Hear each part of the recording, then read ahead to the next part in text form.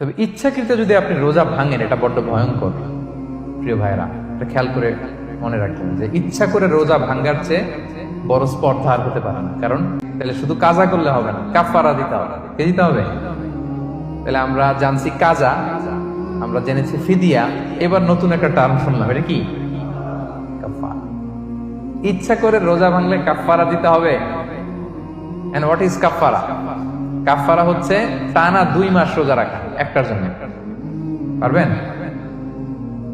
রমজানেরটা রাখতে তো খবর হয়ে যায়, কি বলেন? ইচ্ছা করে যদি কেউ রোজা ভাঙে, খবর আছে। কিন্তু আপনি ইচ্ছা করে যদি রোজা ভাঙেন, এটার জন্য কাজা করলেন, একটা 60টা রাখলেন, মোট 61টা রাখার পরেও রমাদানের যে রোজা, এটার ফজিলত কি আপনি পাবেন? এটা আপনি পাবেন না। এটা বড্ড ভয়ঙ্কর। আমরা যেন ইচ্ছা করে কেউ রোজা না ভাঙি।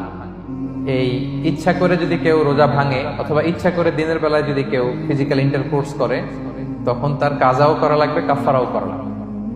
এই ভুল যেন আমরা কখনো না করি, মনে থাকবে।